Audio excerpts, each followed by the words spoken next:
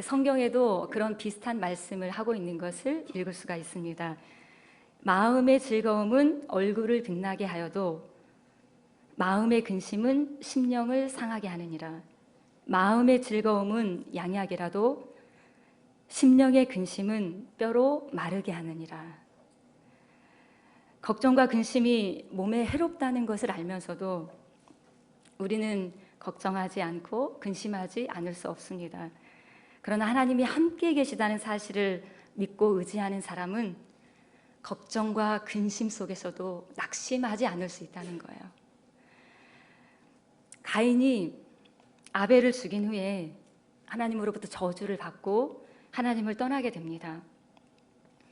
하나님으로부터 표를 받기는 하였지만 가인은 안심이 되지 않았어요. 누구든지 만나는 사람의 손에 죽을 수도 있다는 두려움이 계속해서 따라다니는 거죠. 가인이 하나님 앞에서 물러나서 방황하는 자가 되어 자기가 거쳐야 할 새로운 곳에서 정착을 하였을 때 한 일이 있습니다. 성을 쌓는 일이었어요. 자기를 보호하고 지켜줄 수 있는 존재가 자기 배후에는 아무도 없는 거예요. 하나님을 떠난 인생은 늘 이렇게 불안하고 늘 이렇게 두려움을 느낄 수밖에 없습니다. 그에 비해서 다윗은 어떻습니까? 다윗은 시편에서 이런 고백을 하고 있습니다. 내가 주를 의뢰하고 적군을 향해 달리며 내가 하나님을 의지하고 담을 뛰어넘나이다. 멋지지 않습니까? 다윗은 자기의 손에 힘이 없을 때에도 하나님을 의지하였지만 손에 힘이 있을 때조차도 하나님을 의지하였습니다. 이 고백은 인생의 무수한 고비를 다 넘긴 다음에 많은 시간이 흐르고 말년이 되었을 때 지나간 세월을 함께했던 하나님을 기억하면서 고백했던 시편의 한 구절입니다. 다윗은 전쟁을 많이 치렀죠. 그래서 하나님이 다윗이 성전을 건축하려고 하였을 때 하나님이 막으시면서 하신 말씀이 있어요. 너는 피를 많이 흘려서 내 전을 건축할 수 없다. 이렇게 말씀하실 정도였습니다. 평생 동안 전쟁을 치르면서 얼마나 많은 위험한 순간들이 있었을까요?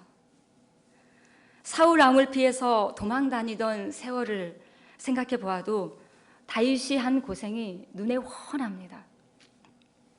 그러나 그런 모든 위험한 상황 속에서도 실족하지 않고 견뎌낼 수 있었다는 거예요. 하나님을 믿었기 때문이죠. 다윗은 늘 하나님을 의지하였습니다. 하나님을 의지하는 것만이 대적으로부터 자기를 지킬 수 있는 유일한 길이라는 것을 알고 있었기 때문이에요. 걱정할 일이 없어서, 근심할 일이 없어서 걱정이 없고 근심이 없었던 것이 아니라 그런 어려운 가운데서도 하나님을 의지하였기 때문에 걱정도 근심도 극복해낼 수 있었다는 겁니다. 걱정과 근심은 예수님의 제자들이라고 해서 다르지 않은 것 같습니다. 오늘 본문을 보면 예수님의 제자들도 근심하고 있는 것을 볼 수가 있어요. 늘 예수님의 말씀을 듣고 예수님이 행하시는 많은 능력들을 보았던 제자들이 근심에 사로잡혀 있습니다. 그 이유가 무엇일까요? 예수님이 죽으실 것이라고 말씀하셨기 때문입니다. 예수님이 처음부터 그런 말씀을 하신 것은 아닙니다. 만약에 그랬다면 예수님 곁에 남아있을 사람이 아마 한 사람도 없었을 거예요. 예수님이 제자들 한 사람 한 사람을 부르실 때를 생각해 보시기 바랍니다. 베드로에게 무엇이라고 말씀하셨습니까? 나를 따라오너라. 내가 너를 사람을 낚는 어부가 되게 하겠다. 이렇게 말씀을 하셨어요. 평생 물고기를 잡으며 살았던 베드로에게 내가 너를 사람을 낚는 어부가 되게 하겠다. 이렇게 말씀하셨을 때 과연 베드로가 어떤 느낌을 받았을까요? 사람을 낚는 어부가 무슨 뜻인지 이해할 수 있었을까요? 그러지는 않았을 것 같아요. 그렇지만 갈릴리 촌구석 어부에게도 인생 역전이 일어날지도 모른다는 그런 희망을 보았을 것 같아요. 그렇게 예수님을 만나서 동고동락한 지 3년이라는 세월이 흘렀습니다. 이제 그 고지가 바로 눈앞에 있는 것 같아요. 그런데 제자들에게 예수님은 아주 뜻밖의 말씀을 하십니다. 제자들과 함께 예루살렘에 입성하신 뒤에 마가의 다락방에서 마지막 만찬을 하시는 자리입니다. 만찬이 한창 무르익어갈 때 예수님께서 자리에서 일어나 겉옷을 벗으시고 허리에 수건을 들으시고 제자들의 발을 하나씩 하나씩 닦아주십니다. 그러면서 하시는 말씀이 이제는 내가 너희를 두고 떠날 것이다. 너희를 놓고 십자가에 대속의 죽음을 죽을 것이다. 이렇게 말씀하시면서 포도주 잔을 주시고 떡을 주십니다. 받아 먹어라. 이것은 내 살이다. 받아 마셔라. 이것은 내 피다. 너희들은 이것을 행할 때마다 나를 기념하라. 예수님께서 떠나신다고 말씀하십니다. 십자가에 죽음을 죽으실 것이라고 말씀하십니다. 온 몸이 찢기고 상하게 될 것이다.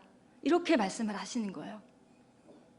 이런 단어들이 낯설고 반갑지 않은 말들이죠.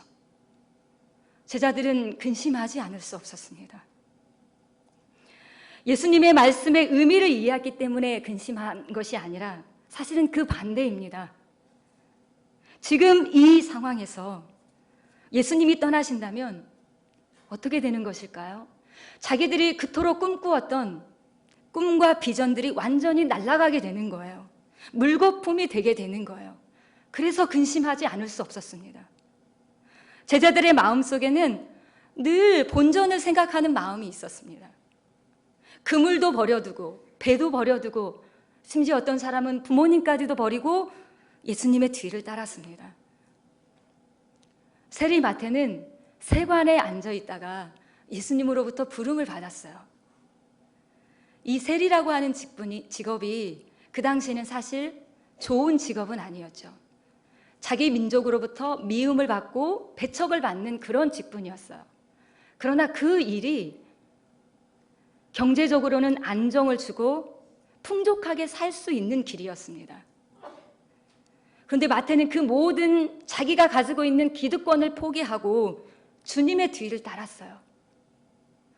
주님을 위해서 포기한 것이 많다고 느낄수록 제자들의 마음속에는 보상 심리가 있었습니다. 예수님을 디딤돌로 삼아서 좋은 자리, 높은 자리를 차지하고 싶은 그런 내면의 욕망들이 있었다는 거예요. 마태는 훗날 마태복음을 기록하면서 그런 자기 자신을 포함한 다른 제자들의 내면을 적나라하게 들추어냅니다. 세베대의 두 아들 야고보와 요한의 어머니가 예수님에게 찾아왔어요. 예수님, 하나님의 나라가 임하실 때 하나는 좌편에, 하나는 우편에 앉게 하여 주십시오. 청탁을 한 거예요. 그런데 이 사실을 나머지 제자들이 알고 얼마나 분하게 생각했는지 모릅니다. 말은 안 했지만 예수님이 왕이 되시면 높은 자리, 좋은 자리 하나쯤은 내 것이 될 것이라고 그렇게 생각하고 있었던 거예요. 그런데 야고보의 어머니가 치맛바람을 일으켜서 가장 높은 자리를 차지하게 생겼으니 제자들이 분이 나지 않겠습니까?